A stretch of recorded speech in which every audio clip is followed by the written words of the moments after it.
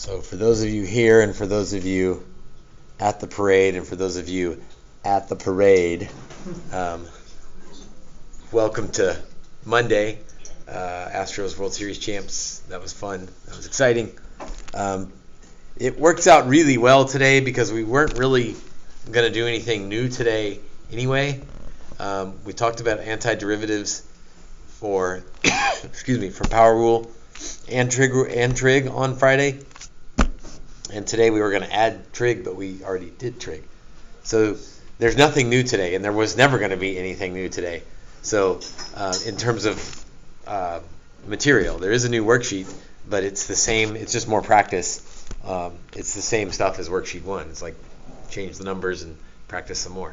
So you guys that are home, you're not missing much. And I'll record. We'll go over some of worksheet 1. We'll do some of worksheet 2 together.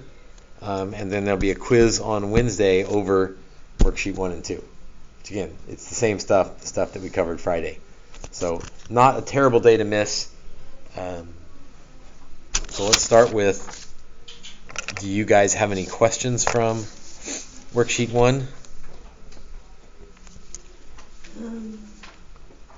Number 9. Especially some of the weirder stuff toward the end that requires algebra first, basically.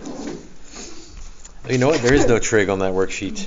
So we'll make sure we do some of the trig on worksheet 2, even though we talked about them already.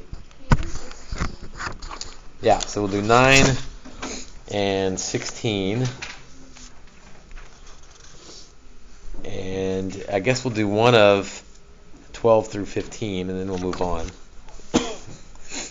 So number 9 on worksheet 1. Okay, we don't take derivatives of roots, and we don't take antiderivatives of roots. We've got to algebra that back to a power, and then we'll do the antiderivative. So what would the exponent be if we're taking the fifth root of x cubed in the bottom? That's a lot of things to think about. Negative 3/5. Yeah. Negative in the bottom. 3 is the power. 5 is the root. So put all those things together and negative 3/5. Again, be careful with your symbols and what you're writing, because we still need to take the antiderivative. We haven't done that yet.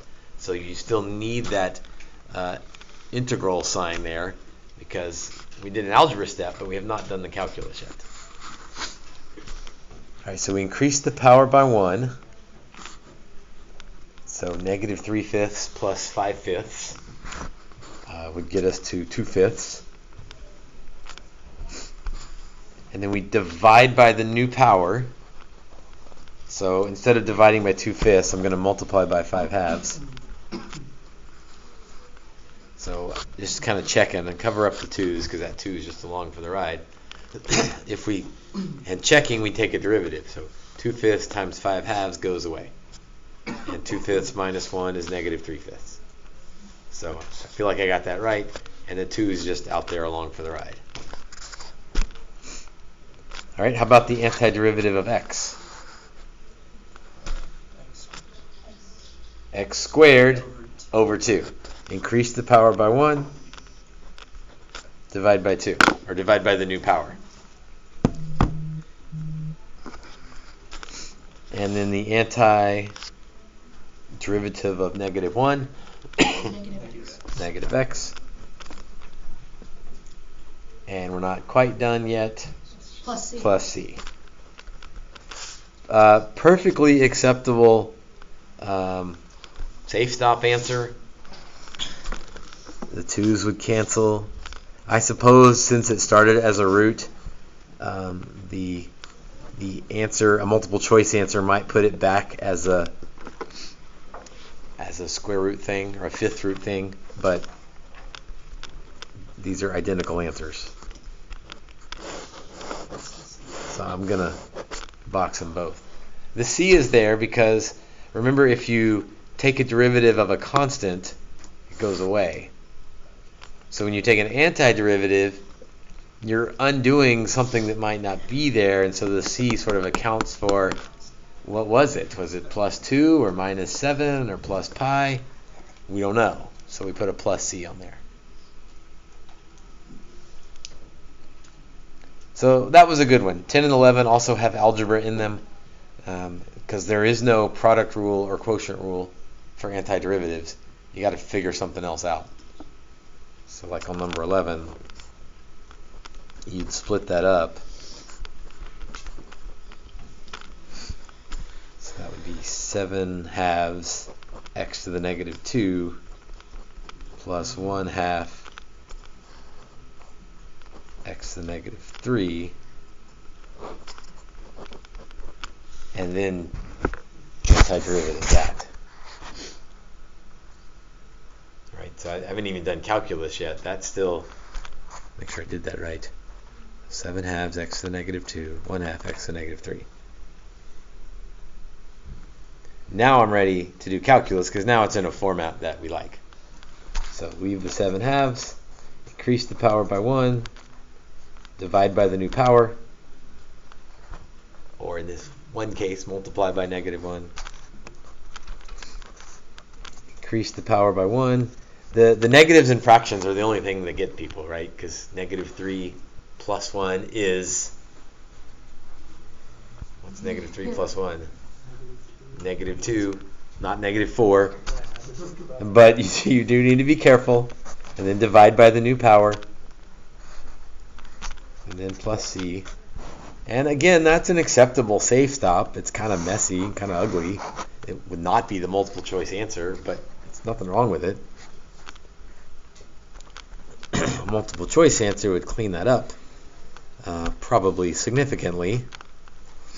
Negative 7 over 2x, negative 1 over 4x squared, plus C.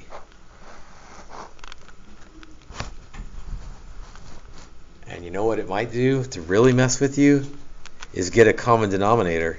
Yeah. So this first one would need a 2x on the first term to make the denominators match. Again, completely unnecessary calculus-wise, but to make it match the multiple choice, you might need to brush up on your algebra.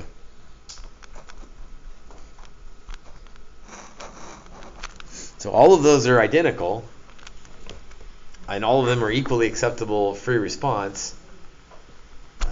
There's no way that first one is a multiple choice answer. It would be one of those second two. But that's algebra stuff at the end. All right, how about something from 12 through 15?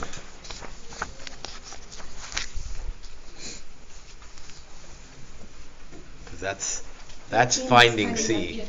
15 is kind of yucky. Yeah. Yeah, I see a 3 halves down there, so that won't be fun. So the second derivative is x to the negative 3 halves. And then we know something about the first derivative and something about the original. So to get from the second derivative sort of back to the first derivative, we need to antiderivative, take off one of those derivative marks. So let's antiderivative both sides. So that gets us back to the first derivative. That's the easy part. The antiderivative of the second derivative is the first derivative. Plus C, but we're going to put the plus C on the other side. Let's see. Negative 3 halves plus 1. Again, not hard, but be careful. So increase the power by 1. That would get us to negative 1 half. Divide by negative 1 half is multiplying by negative 2. Plus C. Perfectly acceptable answer, but do you want to rewrite x to the negative 1 half to make it look a little better? Probably, especially since you're going to have to plug something in. So I'm going to say negative 2 over x to the 1 half, or the square root of x, either one. And then now I can use the first derivative piece of information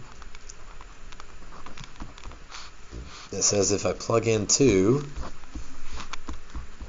if I plug in 4, I get 2. Yeah. So I need to do a little bit of math to figure out what C is. So plugging in 4, and I'm getting an answer of 2. 2 equals, square root of 4 is 2, negative 2 over 2 is negative 1, so C is 3.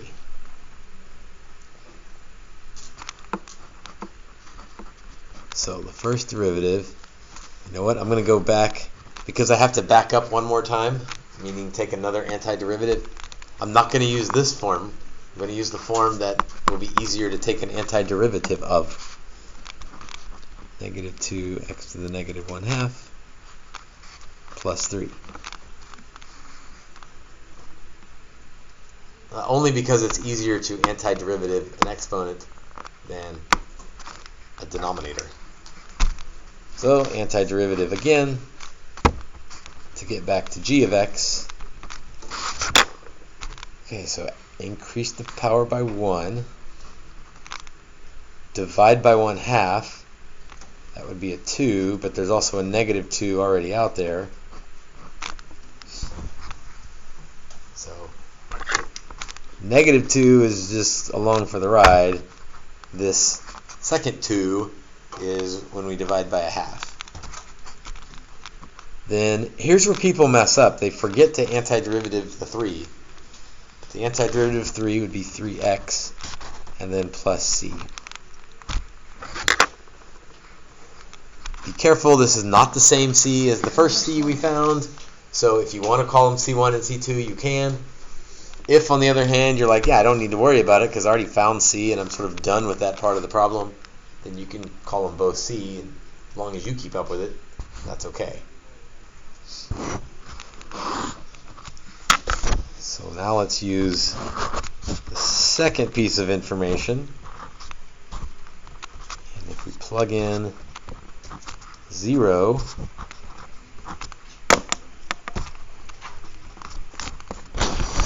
get 0, negative 4, 0 to the 1/2, plus 3 times 0, plus c equals 0. Well, once in a while they're kind to us. What does this c equal? 0. So then my answer is negative 4x to the 1/2 plus 3x. And it's possible that they would write that as the square root of x.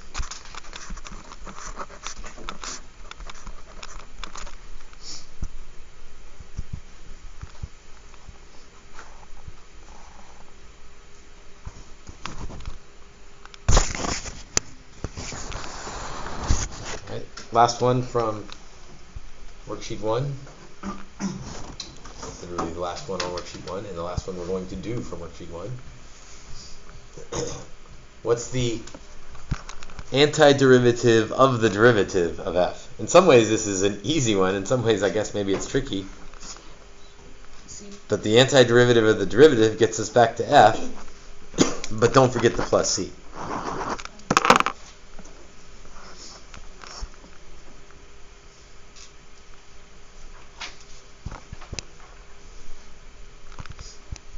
Yeah, the antiderivative of the derivative gets you back to the original. And as easy and as simple as that sounds, it's kind of a big deal. That's one of the fundamental theorems of calculus we'll talk about next week.